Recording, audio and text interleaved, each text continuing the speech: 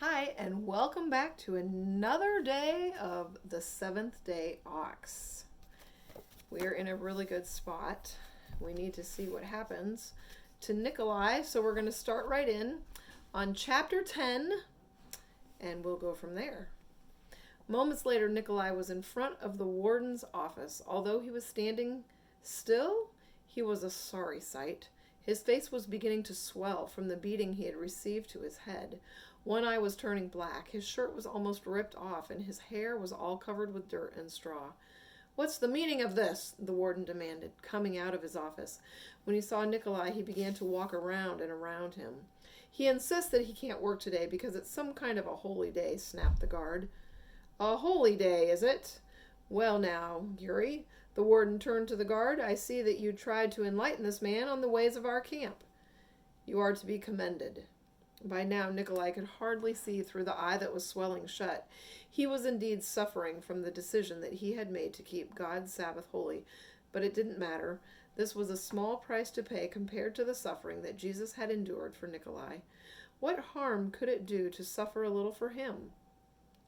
The warden turned back to Nikolai. "What have you got to say for yourself, troublemaker?" "It's true," Nikolai admitted. Although he could not see clearly, he stared straight ahead again, not looking directly at the warden. "Well, I hope you've learned your lesson." His voice sounded as smooth as syrup as he came to stand in front of Nikolai, but beneath it all, Nikolai sensed the man could be cruel. "Are you ready to go back to work?" He stood toe to toe with the prisoner, his nose barely inches from Nikolai's face. "It's God's holy day. I cannot work on the seventh-day Sabbath." The warden's eyes grew steely cold. "You can't work?" he asked plainly, his voice strangely calm. But Nikolai could tell there was disdain beneath the calm exterior, and he sensed that the worst was yet to come. "Not on God's holy day.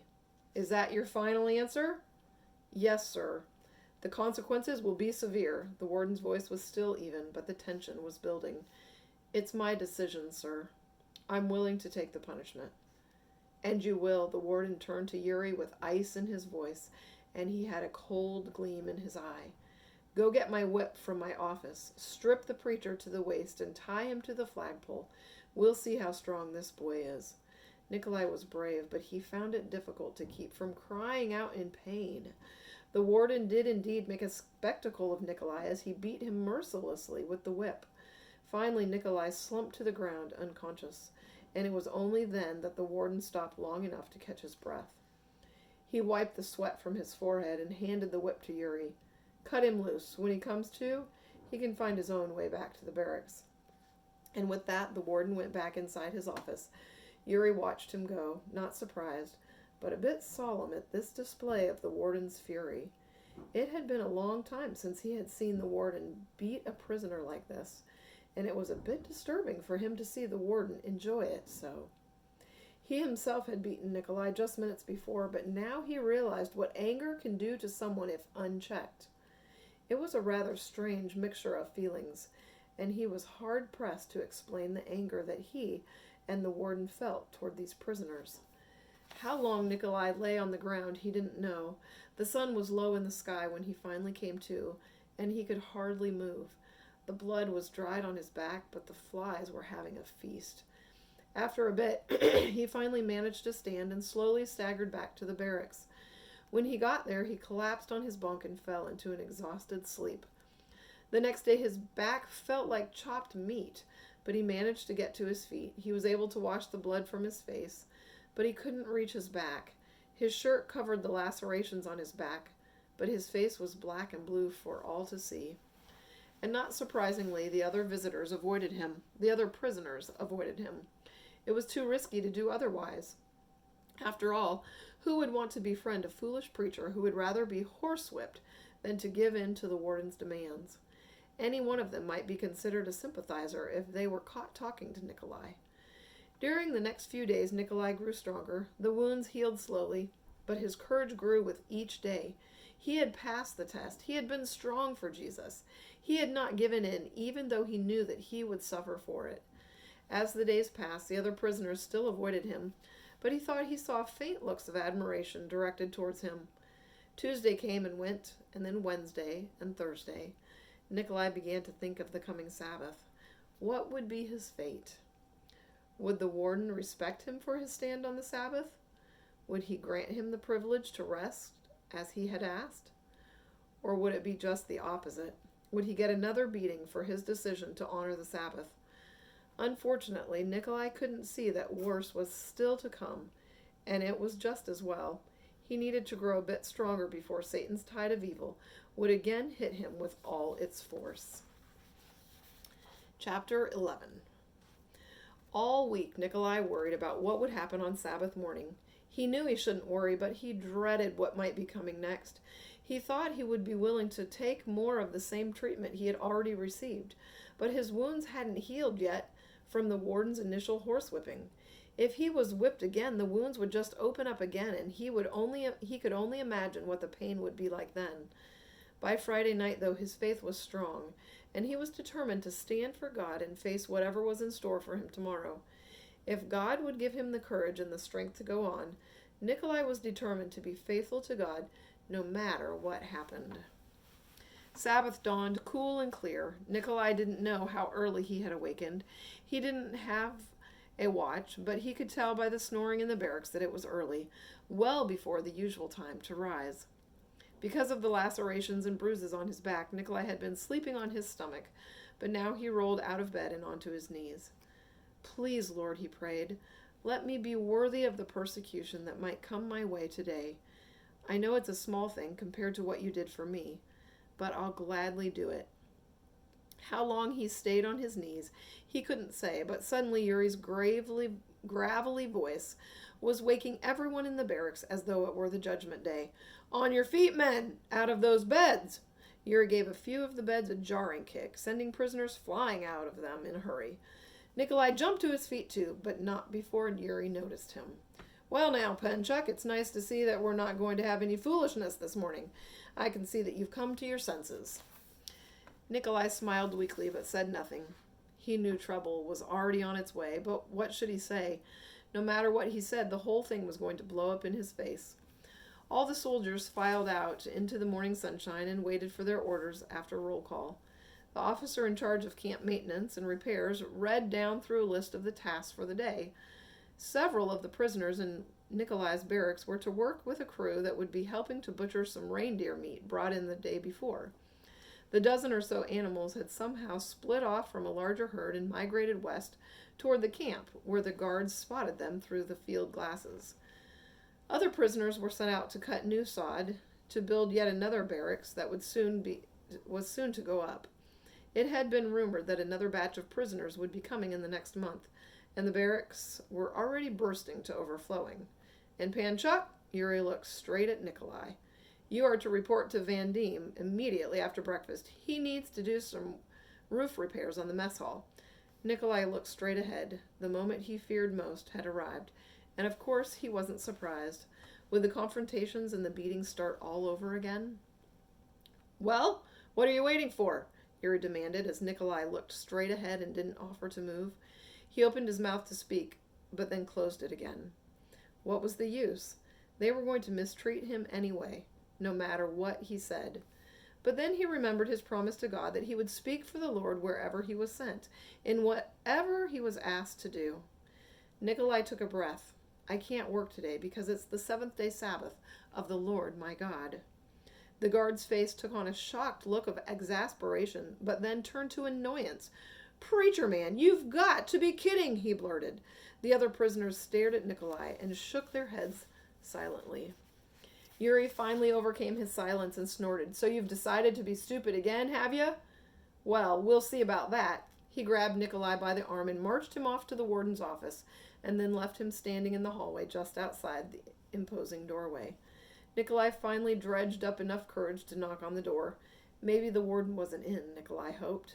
Maybe he was busy doing something more important.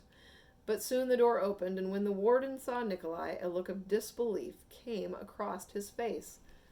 What do you want, Penchuk? He shook his head pathetically. Don't tell me. You've decided to be stubborn again? The warden came right to the point. It was as if he had somehow known all along that Nikolai would refuse to work again come Saturday, but had never really allowed himself to imagine it. Nikolai opened his mouth to speak again, but the warden cut him off. All right, if that's the way you want it, come with me. He stood to his feet, stepped through the open doorway, and then down the short hallway. Nikolai stood rooted to the spot as he watched the warden go. Chapter 12. The warden turned impatiently. Panchuk, get a move on it, he snapped. Try to keep up. Nikolai hurriedly fell in step behind the warden as they exited the building. What would happen next? Was he going to have to be given a pass from work for the day? Was he going to be allowed to rest and worship according to his convictions? The warden walked to one of the sod sheds and opened the door. It was the stables where old Maxim was kept, and it smelled of it. There were no windows in the building, so the inside appeared dark and foreboding. This didn't look good. Undoubtedly, for Nikolai, things were going to get going from bad to worse. Was he going to be beaten again? Was he going to be tortured? Nikolai cringed. Was he going to be executed? Suddenly, Nikolai began to panic. During his early morning prayers, his imagination had run wild with all kinds of abuse that he knew they could heap on him. But he hadn't really thought about death. Not really. Death had always seemed so remote out here where there was so much work to be done. In a camp like this, where the prisoners did all the work, executing a prisoner seemed pointless. Nikolai knew this kind of logic bordered on insanity. He had to get a grip. He watched as the warden walked to a corner of the dark stables where a large wooden box sat. It didn't look to be more than a meter long or high and possibly half a meter wide. Nikolai's heart began to hammer wildly in his chest like a caged animal. Was this the end? He tried to calm his racing heart, but there was no time to think, no time to collect his wits. Then he remembered his prayer that morning and his promise to God. He had pledged himself to suffer anything for God. So why not now? Why not this? Whatever the warden had in store for him, it couldn't be worse than what Jesus had suffered for him. The warden lifted the top of the wooden box. Even in the dim shadows of the sod stable, Nikolai could see that the box was empty. Get in, the warden ordered. Get in? Nikolai echoed. The warden didn't reply, but motioned with his head toward the crate. The box? I'm supposed to get in the box?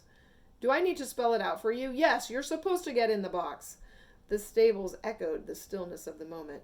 Now get moving. I don't have all day. Nikolai took one last look at the warden and then stepped toward the box. He lifted a leg and got inside. It was smaller than it looked. Sit down, the warden ordered. As the lid slammed down over him, a shower of dust choked Nikolai, making him wheeze. Hope you like your new home, the warden called as he turned to go. The wooden slats of the box were thick, so it looked like it would be next to impossible to break its way out. And besides, what would it accomplish? The warden would just build a stronger box to hold him. He had heard of boxes like this one being used to keep prisoners locked up. But this box had so many cobwebs, it didn't look like it had been used in years. Maybe the box was used for the hardest of criminals. Maybe the other prisoners just behaved themselves and didn't get themselves into predicaments like Nikolai had. The light from the open doorway told Nikolai that there were cracks in the sides of the box. He would have no problem breathing, but keeping his legs from cramping up was going to be a trick. He couldn't stand up, and he couldn't lie down, so he couldn't stretch his legs out. Nikolai wanted to give up in despair, but he knew that wasn't an option. Not when he had promised himself that he was going to be true to God and be his steadfast witness. Suffering was the least of his worries. Failing to trust in God was a bigger concern right now. Nikolai closed his eyes and leaned against the inside wall of the box. He knew this was not going to be a pleasant experience. In fact, it promised to be downright excruciating. How long would they wait before they let him out of the box? Days? Weeks? Would they bring him food? Would they give him water? Would they let him go out to the bathroom? Please, Lord, don't let me become discouraged, he prayed. Don't let my faith in you fail. As the hours slowly passed, the light in the stable doorway changed direction and then finally began to grow dim. About the time that Oleg, the ox cart driver, came into the shed leading old Maxim, Oleg gave the animal food and water and then left. Nikolai thought Oleg might at least have offered him some water, but then realized that he should have asked. What had he been thinking? Oleg probably didn't even know that Nikolai was locked in the box in the shed. "Hello, Maxim," Nikolai finally called to the ox, trying to cheer himself up. "I hope your day has been better than mine." As Nikolai sat in the box, he could hear the old ox munching the sedge grass in his manger. He thought about how hard the ox had to work as a beast of burden every day, and even found himself feeling sorry for the ox. Right now, though, he thought he would gladly change places with the ox, even if he had to pull an ox cart loaded with water barrels all the way from the spring a kilometer away. It would be better than sitting in this box all day. Let's see, I think we can do one more. Yep. Chapter 13. As darkness settled in, the mosquitoes came in droves. They bit at Nikolai's face and neck until he finally stopped swatting at them and gave up the fight. Right now, the worst thing about being in the box was the mosquitoes, but he sensed that not being able to stretch his legs was going to be a nightmare. Eventually, he dozed. He didn't sleep well with the mosquitoes everywhere, but he did doze off. Somewhere in the night, he awoke and couldn't go back to sleep. His mouth was dry. He hadn't had water all day, and he wondered when they would bring him some. Had the guards forgotten that he would need water? He was hungry, too. Who could say when he would have a chance to eat again? But it was the circulation in his legs that worried him most. By now, his ankles and feet felt numb with stiffness from his legs being bent up so close to his body. He tried to get the blood flowing in his legs, but it was difficult because the box was so small. There just wasn't room enough to stretch out inside the box. At times like this, he wished that he was a smaller man. If he hadn't felt so miserable, Nikolai might have smiled at such a thought. Being a bit shorter would have allowed him some room to get more exercise in the small box. But there was to be no relief for the numbness that kept coming back to his lower legs. Finally, he began to pray again, as he had done a dozen times since being locked up in the box. It was the only thing that made him feel better. That and the verses of Scripture he quoted to bring himself comfort. When the sun finally came up, he felt like it had been the longest night of his life. When Oleg came to get Maxim, Nikolai asked him if he could have some water. Oleg was startled to hear Nikolai's voice from the box. "What are you doing in there?" Nikolai asked, peering into the shadows. "Did the warden put you in that box?" He did. Nikolai felt a little embarrassed, but he didn't. He decided he wouldn't try to hide the reason why. "I refused to work yesterday on the Sabbath, so he put me in here to punish me." "I heard that you had been punished, but I didn't know where you were." Oleg shook his head. "I'd better not give you water. They might not like it." "Can you ask one of the guards to bring me some then? I think they may have forgotten me here. No one's been out here except you since they put me in here yesterday." "I'll see what I can do." But the guards never came with any water, or any food for that matter either. All day Nikolai worked to keep his legs moving, and all day he prayed. By now he knew that this time in the box was going to be a long ordeal. He didn't quite know what to expect because the warden didn't say how long he would have to stay in the box. Every time he heard footsteps, he thought it might be someone coming to bring him water or food, or to let him out of the box to stretch. Sometime late that afternoon, a guard did come into the shed to give Nikolai a can of water, but no food.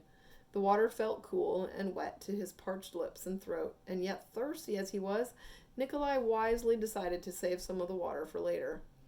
Oleg came in with Maxim later that night, and again Nikolai was glad to have the company of someone to talk to, even if it was just an ox. The night passed in extreme discomfort. The mosquitoes made it almost impossible for him to sleep, and of course the numbing pain in his legs was the worst of all. Nikolai wished that he could get out of the box to use a bathroom, but no one let him out, so the box soon developed an unpleasant odor. Unfortunately, there was nothing Nikolai could do about it. The hours slowly passed with Oleg and Maxim leaving early the next morning and then returning again sometime before dark. A guard came with water again, but still no food. Night came once more, and by now it took all of Nikolai's faith and energy just to pray. Did anyone care about him? Was there no value to his life? And what about God? Did he care that Nikolai was suffering? Nikolai knew the answer to that question, but he was really feeling sorry for himself by now. God could help relieve his suffering, but he was choosing not to right now. There had to be a good reason, of course. Through all these long days filled with pain and loneliness and frustrated faith, Nikolai held to the Scripture promises he had always believed in. Satan wanted to make him suffer, but God loved him more than he could possibly imagine. There was a battle going on between good and evil, a war zone in which Nikolai was suffering as much pain and persecution as Satan could muster. Jesus suffered for me with pain that was indescribable. Why should my experience for him be any different? Nikolai tried to bolster his courage with these thoughts, but it was difficult. As with the story of Job, Nikolai knew that some pain and heartache could not be explained except in light of the invisible war going on in the supernatural world. When he thought about it in this way, it seemed to help more than anything else. One thing was for sure. While Nikolai was locked up in the box, he could have his Sabbath rest. It wasn't exactly the place that he would have chosen to spend the Lord's Day, but at least he didn't have to work. No matter how Nikolai looked at it, he had to admit it was a blessing in disguise. What an amazing man. I can only imagine how discouraging it would get. But that's why it's so important to memorize God's promises now so that we have them in our head when we need them, and we can always bring them back and the Lord can encourage us. I'll see you tomorrow night for another story time from the Seventh Day Ox.